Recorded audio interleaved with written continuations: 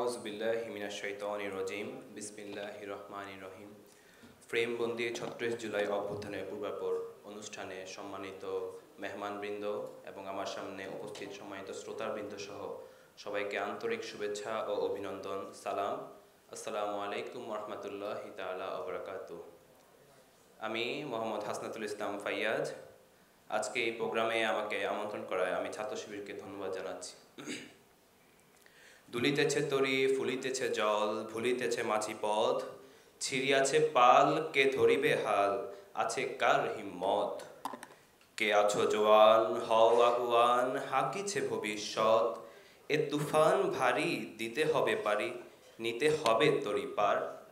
আলহামদুলিল্লাহ, আল্লাহর অশেষ রহমতে আমাদের বাংলাদেশের মুক্তিকামী ছাত্র জনতা একসঙ্গে এই উত্তাল সমুদ্র ছেঁড়া পালের হাল ধরেছে উন্মাদনার এই ঝড় তুফানকে পার করে। স্বৈরাচার হটিয়ে নতুন একটি বাংলাদেশ আমরা পেয়েছি। এই বৈষম্যহীন ফ্যাসিবাদহীন বাংলাদেশ পাওয়ার স্বপ্নের পথে হাঁটতে শুরু করি জুলাই আগস্টের অভ্যুত্থানের পরবর্তী সময়টাতে। আল্লাহর কাছে শুকরিয়া জানাই আমরা তার জন্য। একই সাথে আল্লাহর কাছে দোয়া করি হাজারো শহীদ এবং গাজীর যে ত্যাগের বিনিময়ে পাওয়া এই স্বাধীনতা যেন আমরা রক্ষা করতে পারি।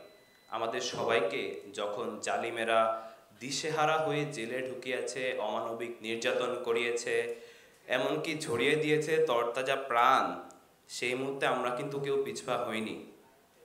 দেশের প্রতি ভালোবাসার যে নজির দেখিয়েছিলেন শহীদ আবু সাইদ ভাই, শহীদ ওয়াসিম ভাই, শহীদ শান্ত ভাই, শহীদ মুনতাসির রহমান আলিফের মতো ব্যক্তিত্বরা, সেই মুহূর্তে আমরা তাদের সেই নজরানার একটা অংশীদার হয়েছিলাম শুধুমাত্র।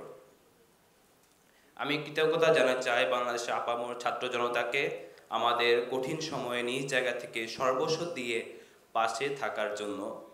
ধন্যবাদ জানাই শহীদি কাফেলা বাংলাদেশ ইসলামী ছাত্র শিবিরকে এই আন্দোলনে গুরুত্বপূর্ণ ভূমিকা রাখার জন্য, যারা এই আন্দোলনে অনন্য ভূমিকা রেখেও এখনো কোনো আত্মতুষ্টি বা কিংবা ক্রেডিটের মোহে ভেসে যেতে দেখিনি আমরা।